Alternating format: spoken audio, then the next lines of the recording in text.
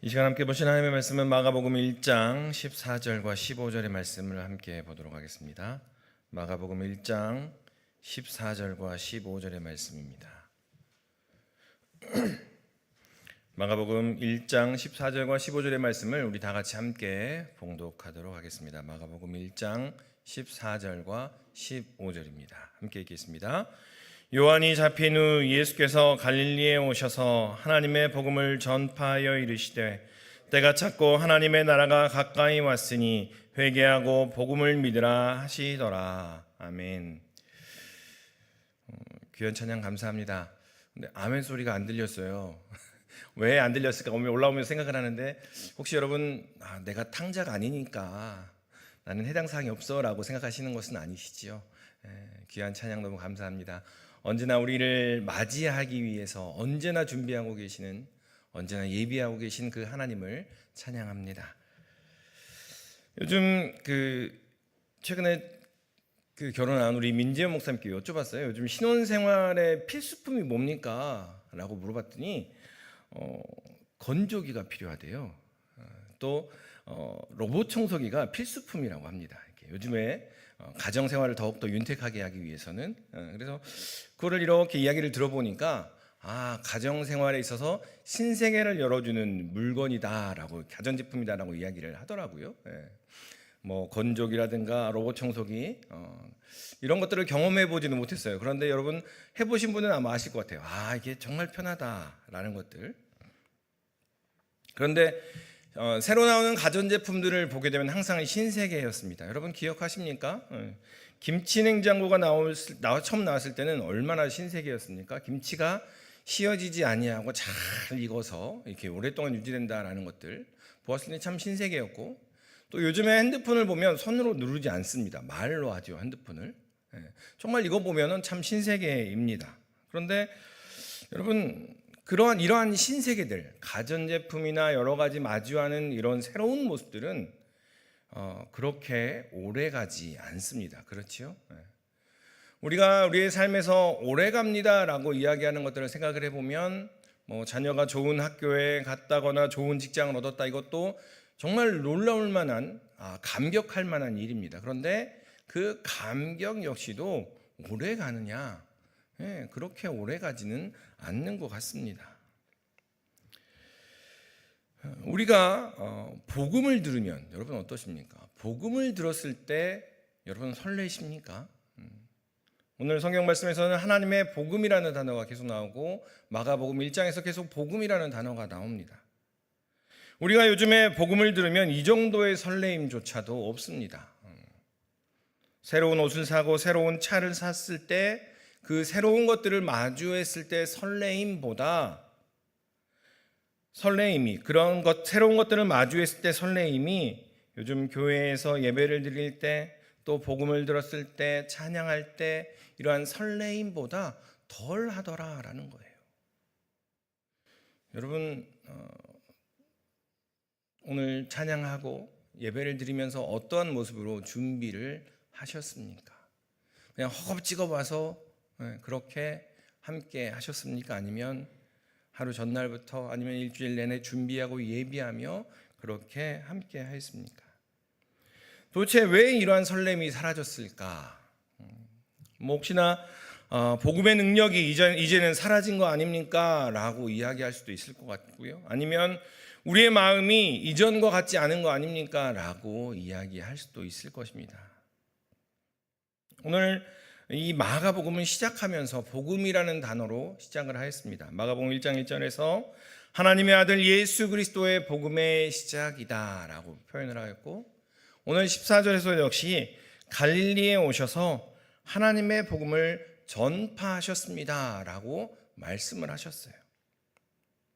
여러분 복음이 뭘까요? 생각해 보신 적 있으세요?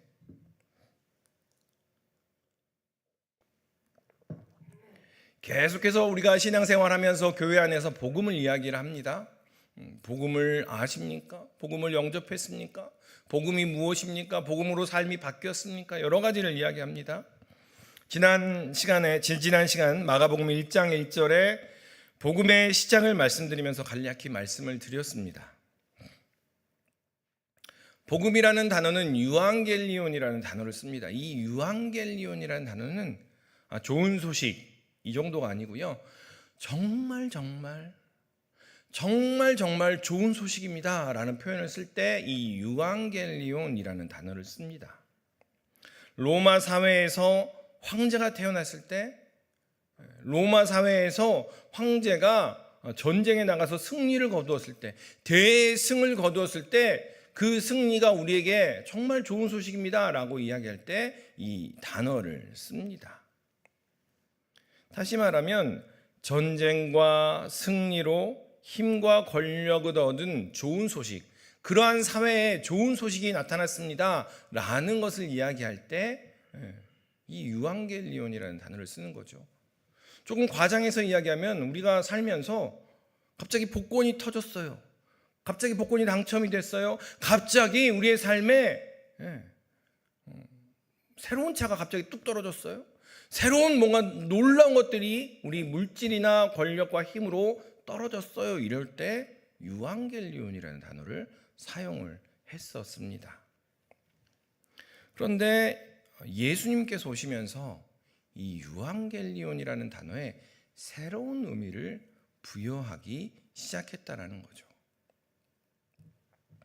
예수로 인한 하나님의 아들이며 그리스도인 예수로 인한 유앙겔리온이 있다.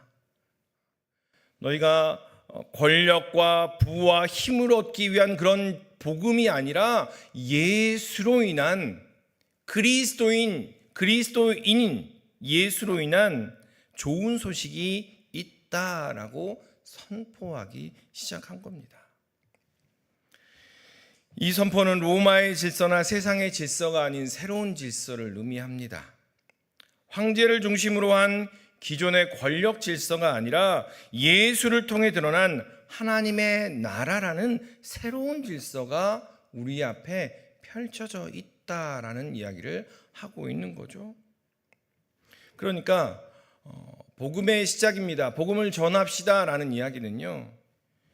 여러분은 이제 더 이상 로마의 질서에 의해서 판단받는 여러분이 아닙니다. 여러분은 이제 더 이상 세상의 질서에 의해서 규정되어지는 존재가 아닙니다. 여러분은 세상의 직급에 의해서 그렇게 불려지는 존재가 아니고요.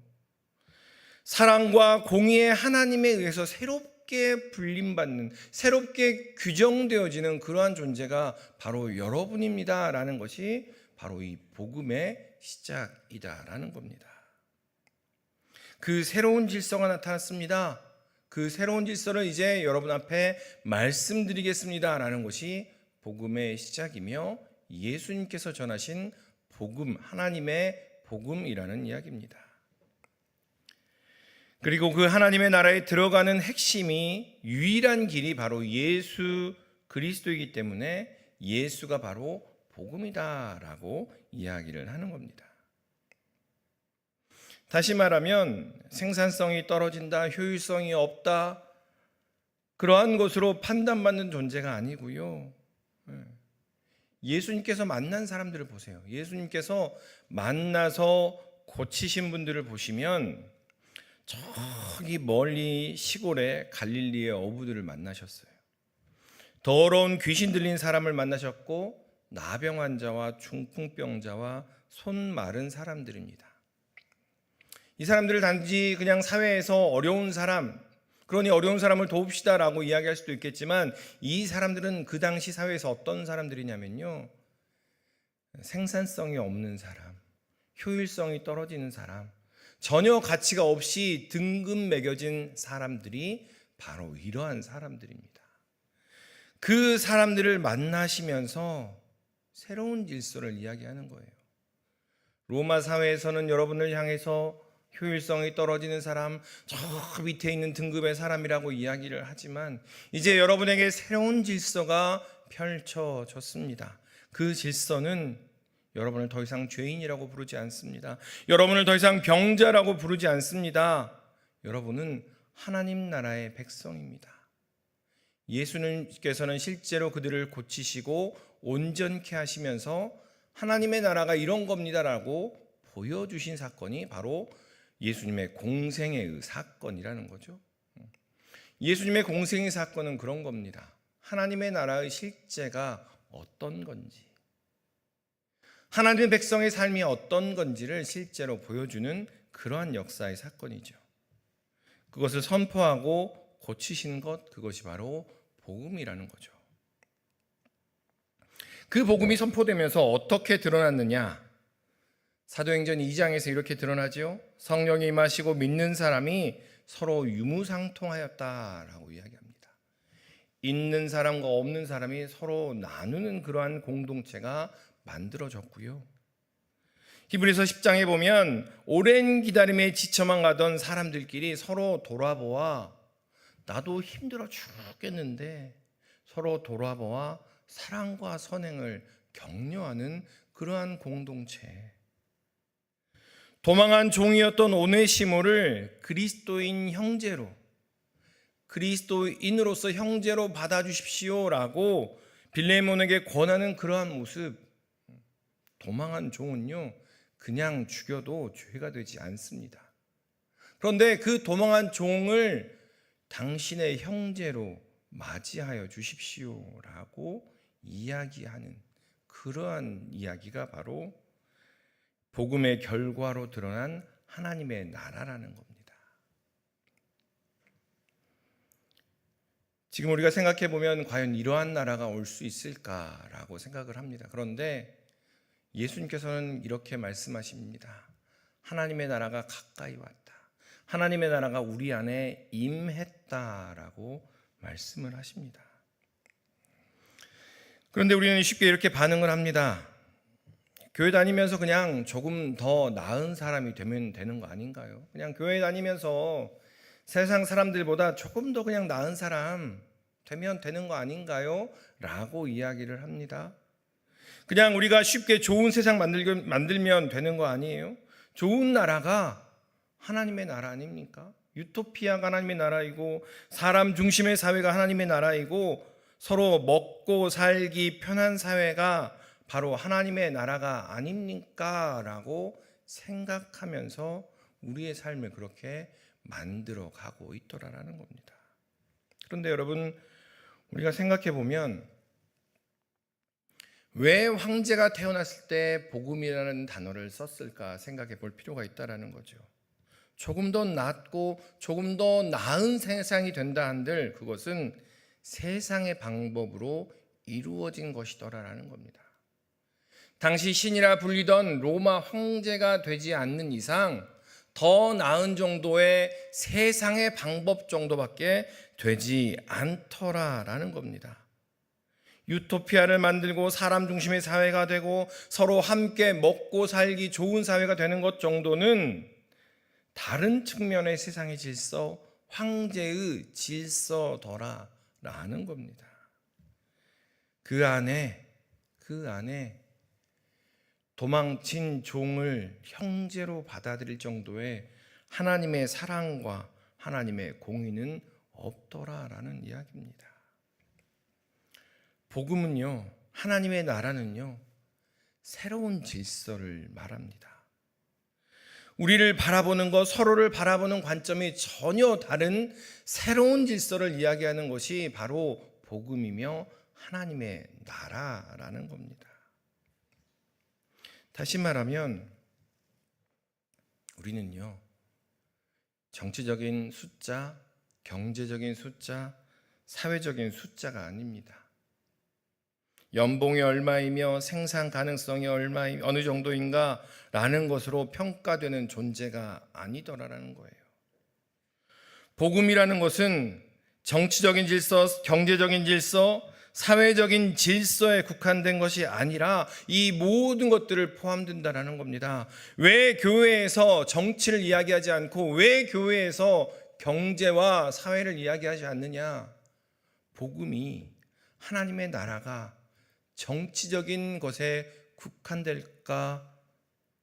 정치적인 것으로 제한될 수 있기 때문에 하나님의 나라가 복음이 경제적인 것으로 제한될 수 있을까? 하나님의 나라가 사회적인 것으로 제한될 수 있기 때문에 하지 않는 것입니다. 복음을 통해서 이루어진 나라는 그러한 정치, 경제, 사회적인 것들을 훨씬 뛰어넘는 하나님의 나라를 선포하고 있는 거죠. 복음이 무엇입니까? 복음은 우리를 바라보는, 내 옆 사람을 바라보는 새로운 시선을 이야기합니다. 하나님께서 우리를 새로운 눈으로 바라보셨기에 우리가 서로를 새로운 눈으로, 새로운 가치로 바라보는 것이 바로 복음이라는 겁니다. 우리의 삶의 모습이 어떠하든, 우리의 삶의 가치가 어떠하든 하나님께서는 예수 그리스도로 말미암아 우리를 당신의 백성이라고 말하였습니다. 저를 따라서 한번 해보겠습니다. 우리는 하나님의 백성입니다. 세상이 우리를 감당치 못할 것입니다. 하나님의 나라는요, 이 땅에 조금 더 나은 모습으로 변화되는 그 모습을 의미하지 않는다는 것을 기억하시고, 복음으로 말미암아 우리가 하나님께서 바라보시기에 새로운 존재라는 것을 꼭 기억하시는 우리 모든 믿음의 식구들 되시기를 소망합니다. 여러분 혹시 전도해 보신 적 있으세요?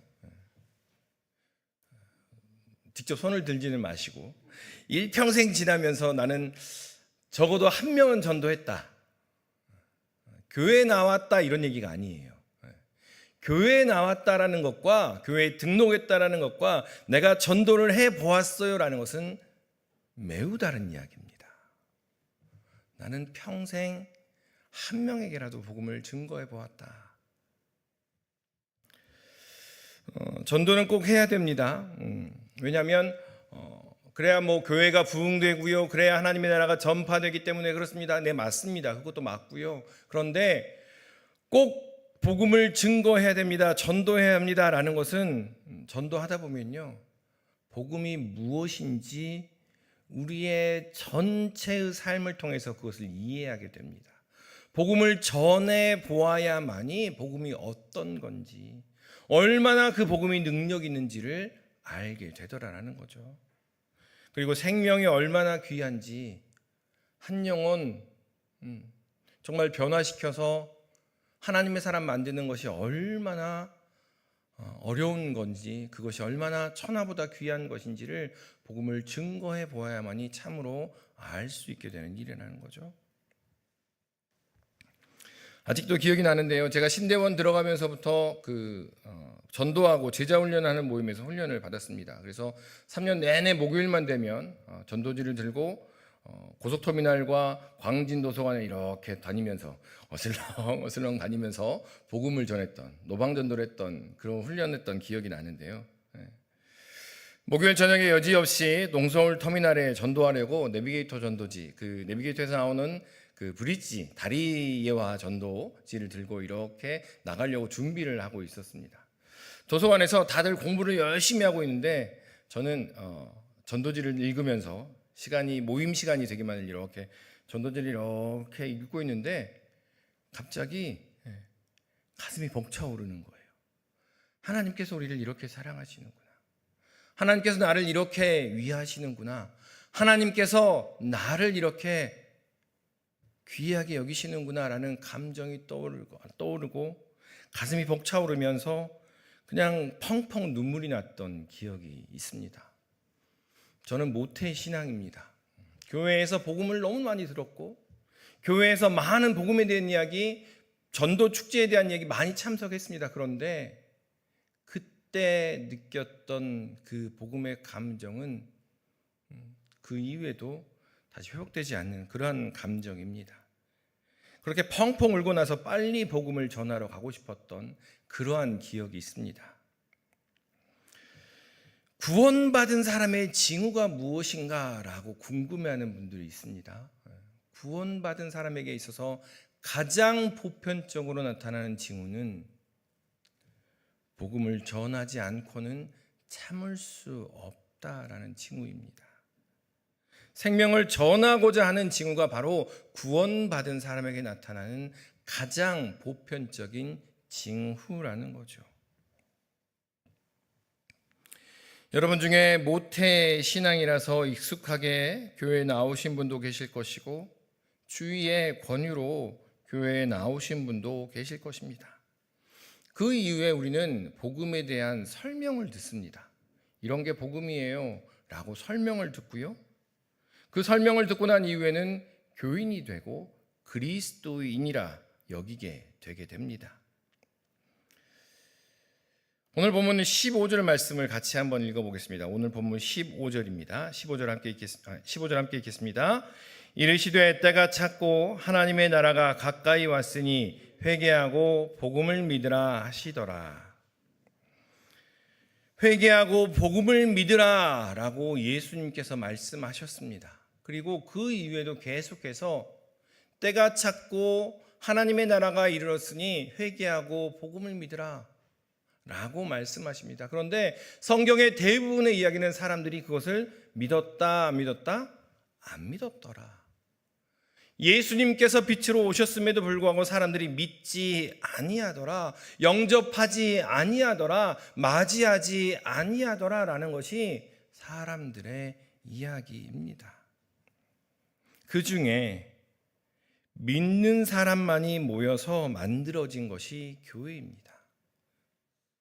회개하고 복음을 믿으라 라고 했을 때 예수님 제가 모든 것 뒤로 하고 예수님을 믿겠습니다, 복음을 믿겠습니다 라고 결단하고 결신하고 모인 사람들의 모임이 바로 교회라는 거죠. 그런데 이 시대에 많은 이들은 교회에 먼저 등록을 합니다. 그리고 난 후에 복음에 대한 설명을 듣게 되지요. 이 과정에서 믿음의 결단이나 작정이 빠져버립니다. 내가 예수님의 삶을 따라서 이렇게 살아가 보겠습니다. 예수님의 삶을 따르는데 내가 이렇게 헌신하고 이것은 이전의 모습이니 던져버리겠습니다. 결단하는 과정 없이 나는 교인입니다, 나는 그리스도인입니다 라고 인정받는 일들이 일어나게 되더라라는 거죠. 그래서 명목상의 그리스도인, 우리끼리는 이렇게 이야기하죠. 교회 다닌 사람들이 더해 라는 이야기가 오히려 우리 안에 더 일반적인 이야기로 행하게 되더라라는 겁니다. 여러분은 어떠십니까? 여러분 마음속에는 결단, 예수님의 삶을 따라가 보겠습니다, 예수님의 삶을 따라서 새로운 질서를 한번 만들어 가겠습니다, 내 속에서 역사하시는 그 새로운 질서, 하나님의 바라보시는 관점으로 세상을 바라보겠습니다라는 하나님의 나라에 대한 뜨거움이 있으십니까? 하나님께서는 태초에 우리와 연합하면서 우리에게 생명을 주셨습니다. 하나님께서는 태초에 당신의 형상으로 우리를 지으시고서 우리에게 생명을 주셨고 계속해서 우리와 교제하면서 우리에게 생명이 있음을 말씀하셨죠. 그런데 하나님과 우리와의 사이가 갈라졌지요. 뭐 때문에? 죄 때문에. 그 죄는 철저히 우리를 하나님과 갈라 놓았습니다. 이거는 작은 죄고요, 큰 죄는 하나님과 우리를 갈라 놓았지 작은 죄는 아니요, 그 정도는 아니에요 라고 스스로 여깁니다. 아니요, 성경은 이야기합니다. 그것은 도덕적이나 윤리적인 죄가 아니고요, 아주 작은 죄일지라도 하나님과의 단절을 만들어 내더라라는 겁니다. 하나님과 관계없이 살아가는 삶, 하나님 없이 살 수 있다라는 그러한 마음이 죄더라. 그 삶이 바로 하나님과의 관계에서 죄악으로 하나님과의 단절을 이루어 가더라라는 겁니다. 그리고 성경은 이야기합니다. 그 모든 죄인들은 심판을 받게 되고요, 그 모든 죄인들의 심판의 결과는 사망에 이르게 된다라고 성경은 말합니다. 모든 죄인이 궁극적으로 가는 길은 영과 육의 총체적인 사망입니다. 세상 모든 만물을 주관하시는 분이 여호와 하나님이시니 그 여호와 하나님과 함께 하여야만이 우리에게 생명이 있는데, 그 죄악으로 말미암아 우리에게 단절이 있기에 우리가 궁극적으로 가는 그 죄인의 모습은 바로 사망이라는 겁니다. 하나님을 통하지 않는 생명은 없습니다. 그렇게 여전히 그 관계가 단절된 분들, 죄악 안에 여전히 머물러 있는 사람들은 하나님과의 관계가 단절된 채 그저 사망을 향하여 달려가더라라는 겁니다. 그런데 하나님께서는 우리가 죽음을 향하여 달려가도록 내버려 두지 않으셨지요. 유일하신 아들 예수 그리스도를 보내셔서 우리와 관계를 맺고 우리에게 생명을 주고자 하셨습니다. 우리에게 생명을 주고 우리의 죄의 문제를 해결하고자 하셨다라는 겁니다. 하나님께서 먼저 아들을 보내셔서 죽음을 향해 달려가는 우리의 달려가는 그 발걸음을 멈추게 하셨다라는 겁니다. 그 예수님을 마음에 영접하고 주인으로 삼으면 하나님과의 관계가 온전하여지며 죄가 해결이 되게 됩니다. 왜냐하면 죄는 하나님의 관점에서 바라보는 그 죄악이기 때문에 하나님께서 제시하신 유일한 방법이 바로 예수 그리스도를 영접하고 그 예수님을 따르는 그 삶이 바로 하나님의 백성의 삶이라고 말하고 있는 겁니다. 그 죄가 해결되니 우리는 사망에서 생명으로 옮겨지고 더 이상 심판받지 않게 되는 삶을 살게 되더라라는 이야기입니다. 그 예수님을 여러분 영접하고 계십니까? 그 예수님이 하나님 나라로 들어가는 유일한 길입니다. 그 예수님을 영접합니다라는 말은요, 예수님을 우리의 삶 가운데 주인으로 모시고 예수님께서 판단하시는 대로, 예수님께서 결정하시는 대로 우리의 결정권을 그 주님께 내어드리는 삶을 사는 것을 이야기합니다. 다시 말하면 예수님을 영접하겠습니다, 예수님의 삶을 살겠습니다라는 것은요, 세상의 물질과 명예와 권세에 이리저리 끌려다니지 않겠다는 결단입니다. 세상을 나의 삶의 이유로 삼지 않으며 세상의 권세를 결코 자랑하지 않겠습니다. 사도 바울은 오히려 그것을 배설물이라고 이야기하였습니다. 오히려 떨어버려야 할 것들, 없애버려야 할 것들, 내 삶에 거추장스러운 것이라고 표현을 하였다라는 거죠. 그것이 바로 영접입니다. 그 결단을 포함하여야 온전한 영접이며 온전한 그리스도인이라는 것이지요. 여러분 삶 속에 예수님이 필요하십니까? 여러분의 삶 속에 복음이 필요하십니까? 자신이 죄인임을, 자신이 하나님과 관계없이 살아왔음을 인정하는 것이 없이는 예수님이 필요하지 않습니다. 십자가가 필요하지 않습니다. 보혈이 필요하지도 않습니다. 우리는 과거 3년 동안 공식적인 예배를 드리지 않아도 괜찮아요 라는 그러한 경험을 하였습니다. 그렇다 보니까 그 시간 동안 오히려 우리의 마음속에 예수님 없이도 나는 살 수 있어요 라는 마음이 혹시는 들지 않으셨는지 염려가 됩니다. 예수님의 삶을 따라, 예수님의 가르침을 따라 살겠습니다 라는 결단이 없이는 온전한 영접이 아니며 그것이 없이는 복음을 받아들인 것이 아니다라는 겁니다. 그렇게 우리는 자주자주 복음을 듣고 결단하고 확인하는 과정을 반복해야 합니다. 그 과정을 통해서 우리가 이 세상에 속한 사람이 아니라 하늘에 속한 사람이라는 사실을 우리의 마음 가운데, 또한 예수 그리스도 하나님을 통해서 확증받고 또 받아야 한다라는 겁니다. 그 예수님을 영접하고 예수님을 따르는 삶이 바로 하나님의 나라를 살아가는 사람들의 삶이라는 거죠. 처음에 우리가 함께 했습니다. 우리는 하나님의 백성입니다. 세상이 우리를 감당하지 못합니다. 왜냐하면 우리는 그들과 똑같이 살아가는 것 같은데 전혀 다른 삶을 살아가는 거거든요. 그러니까 세상은 보기에 너무나 이상하고 낯설지만 감당할 수 없을 것 같은 그러한 생각이 드는 겁니다.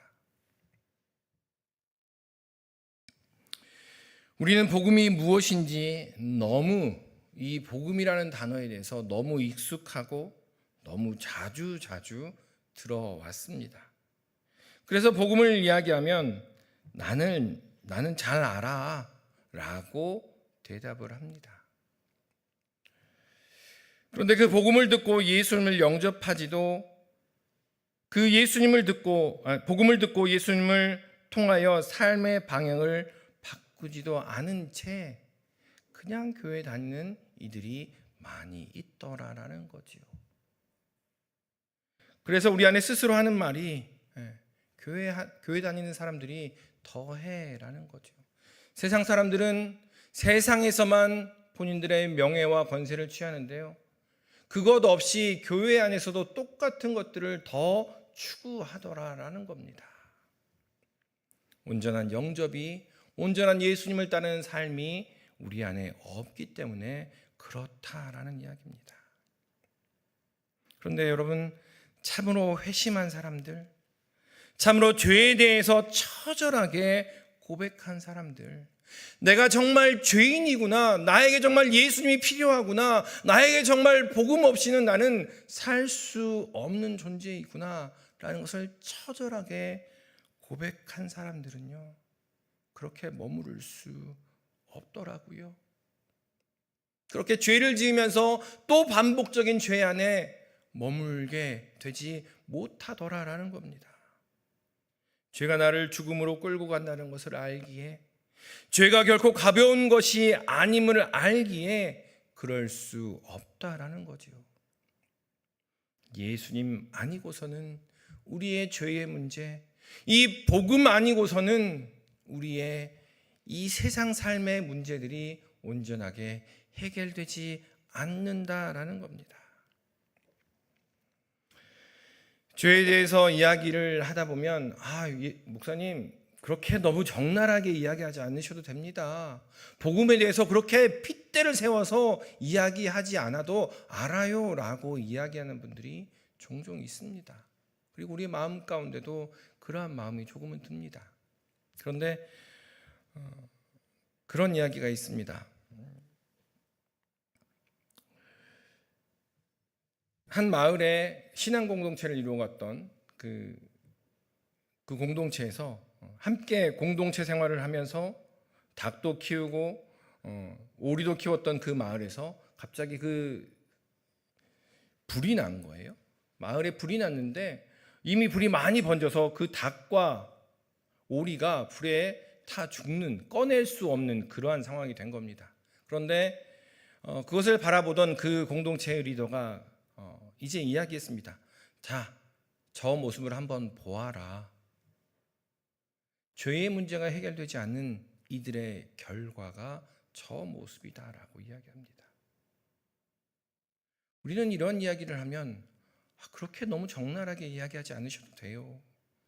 그렇게 나이스하지 않게 이야기하지 않으시면 안 됩니까? 라고 오히려 반문을 합니다.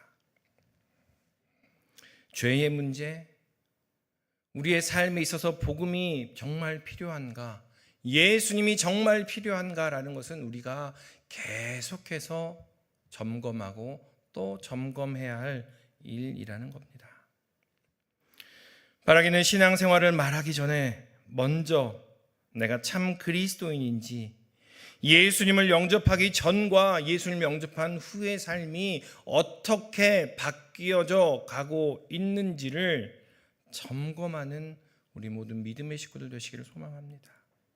그것을 점검하시면서 과연 내 안에 그 하나님의 생명, 그 하나님의 놀라운 선포가 살아있는지를 점검하시면서 하나님의 복된 나라에 참여하시는 우리 모든 믿음의 식구들 되시기를 주님의 이름으로 축원합니다. 기도하겠습니다. 사랑과 충만하신 아버지 하나님, 복음을 들었습니다. 예수님께서 우리를 위해서 이 땅에 오셔서 오직 예수님을 통해서만이 우리가 생명을 얻는 것임을 다시 한번 또 들었습니다. 결단하게 하시고 마음을 정하게 하시고 뜻을 정하게 하셔서 우리로 하여금 예수님을 따라가는 삶, 우리로 하여금 하나님 나라의 백성의 삶을 살아가도록 인도하여 주시옵소서. 우리의 마음속에 먼저 하나님의 나라를 경험하도록 주여 은혜를 덧입혀 주시옵소서. 이 모든 말씀 예수님의 이름으로 기도드리옵나이다.